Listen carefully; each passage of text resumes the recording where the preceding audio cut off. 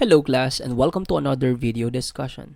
In this chapter, we will try to discuss the role of science and technology in Philippine nation building.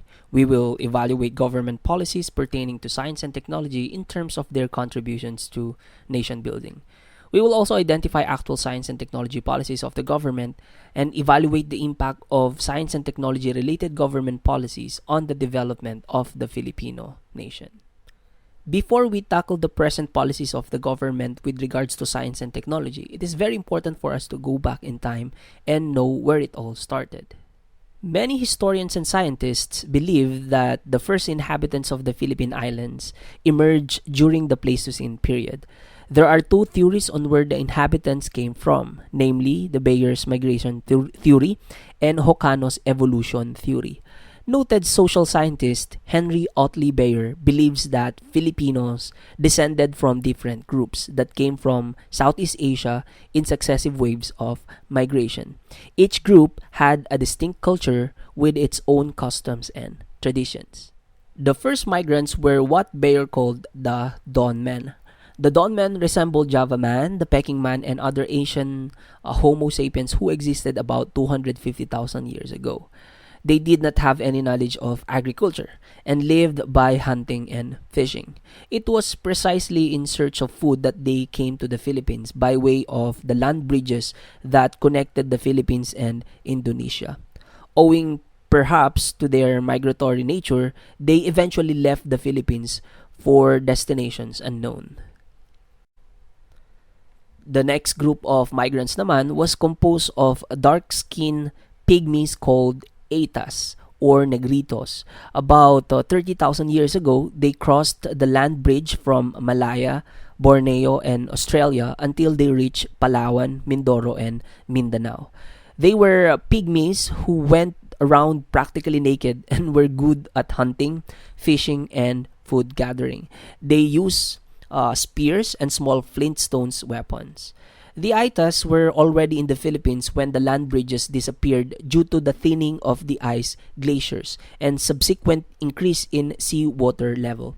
These natural events forced them to remain in the country and become its first permanent inhabitants. The Aita speak Austronesian languages and follow Austronesian culture practices to a limited extent.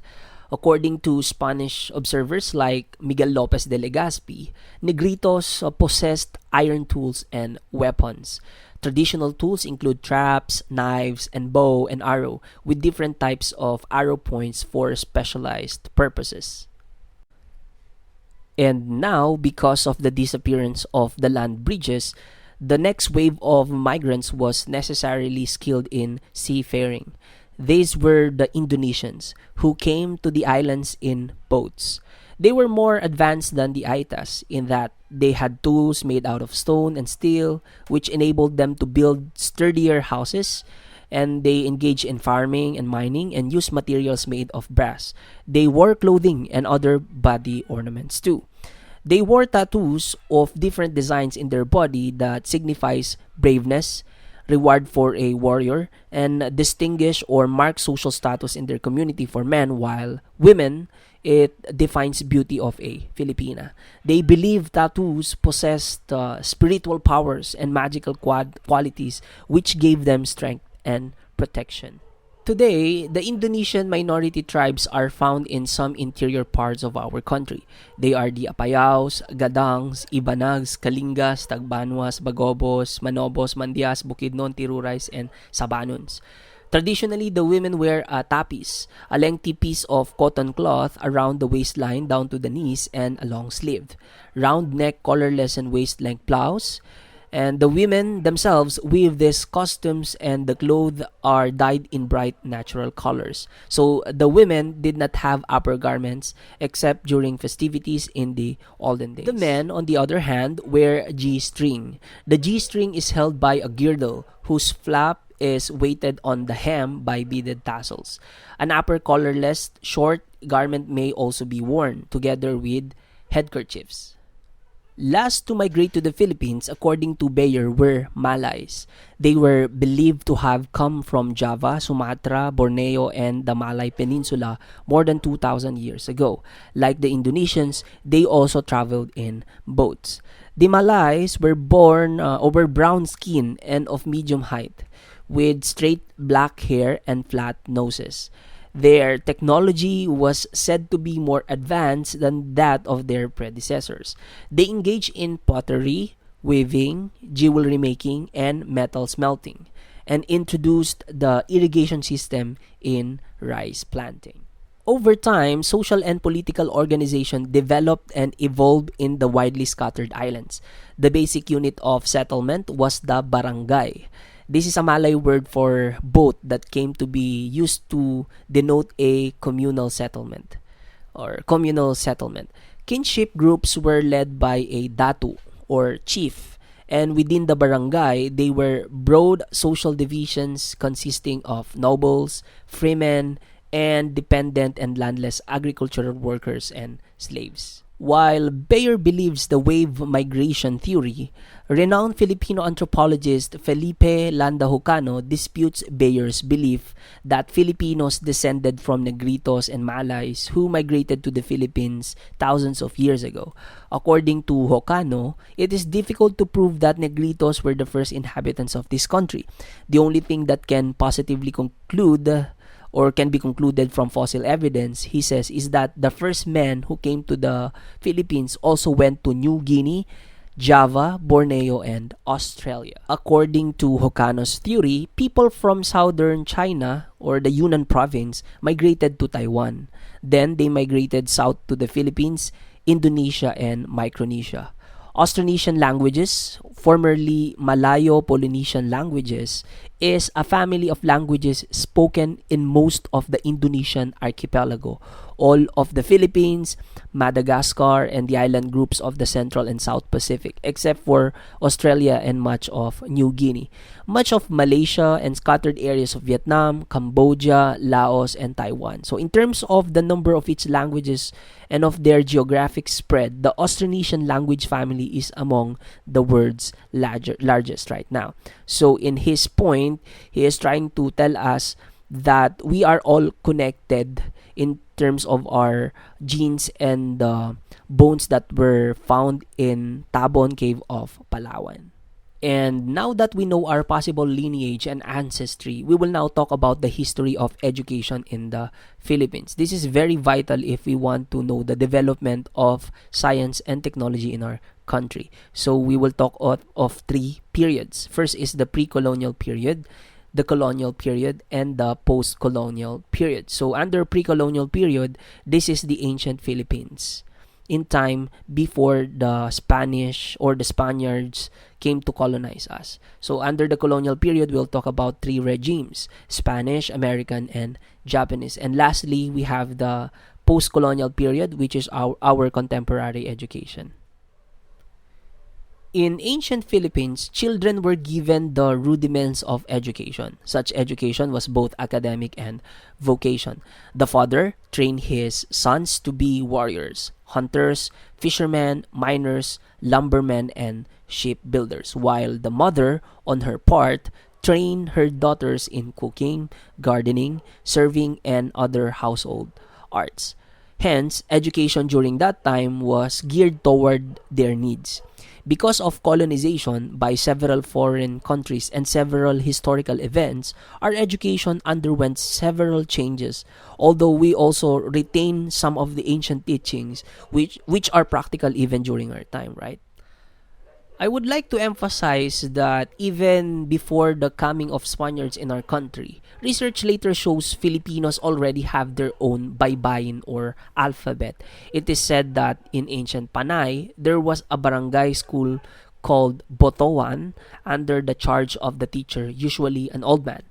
The subjects taught to the children in this barangay school were reading, writing, arithmetic, use of weapons, and lubus, acquiring kinaadman or amulets o yung anting-anting na tinatawag natin. In 100 CE naman, or Cosmic Era, Filipinos were already weaving cotton, smelting iron, making pottery and glass ornaments, and engaged in agriculture. Lowland rice cultivated in dike fields. Yung upland rice naman cultivated in terraces. That's why we have the Banawe rice terraces now. They used plants for medicinal purposes, and they use different chisels and potteries for ornaments. With the coming of Spain, the European system of education was introduced to the archipelago. Primary schools, colleges, and universities were established in our country by the missionaries.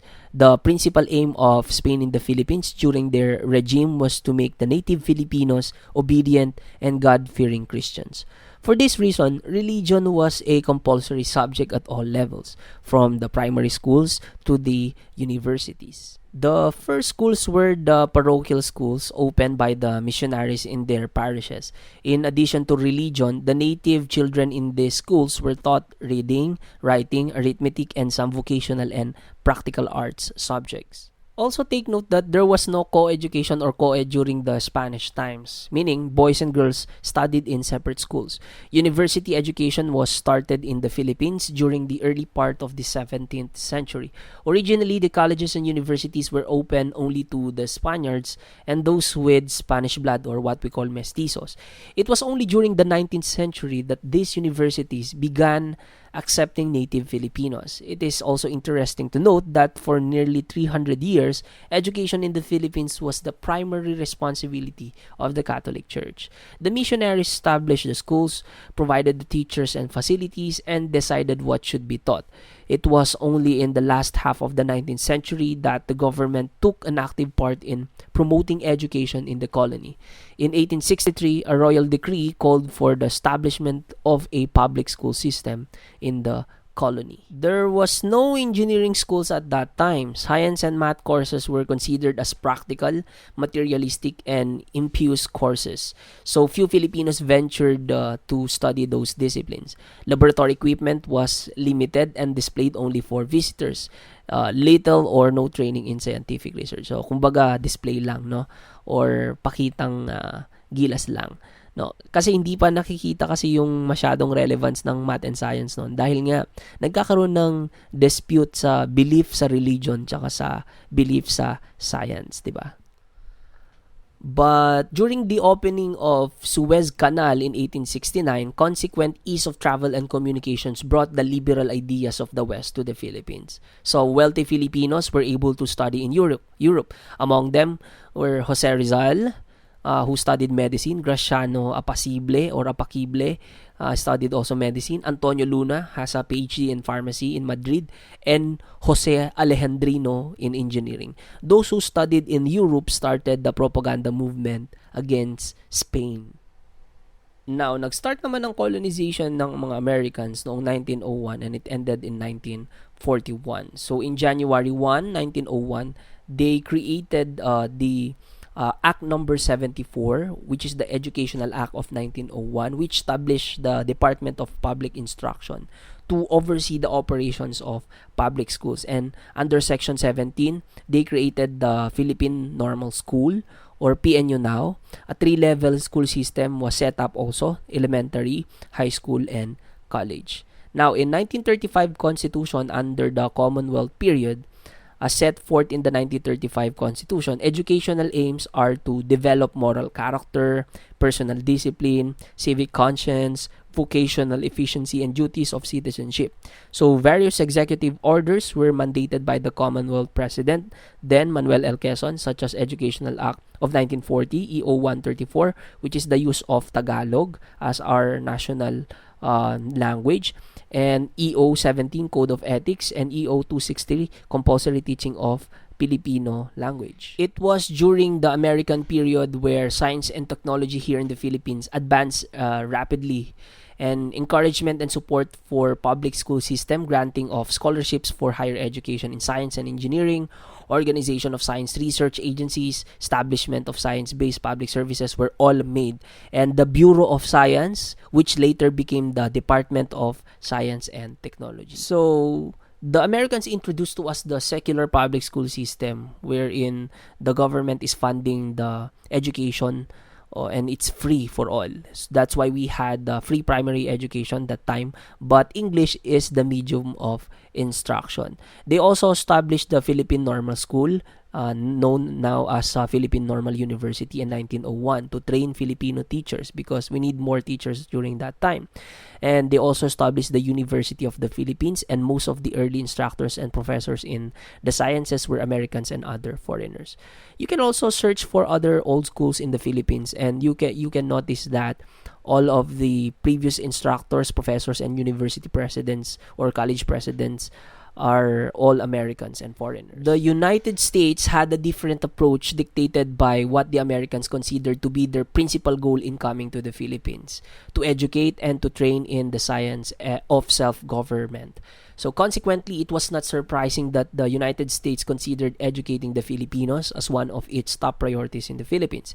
Even while US troops were consolidating their foothold in Manila in 1898, schools were already open in the city.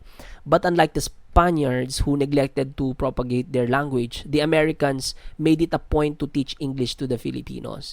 So the American soldiers were the first teachers of the Filipinos. In January 1901, free primary education was provided and a school for Filipino teachers was established. It called for the recruitment of trained teachers in America.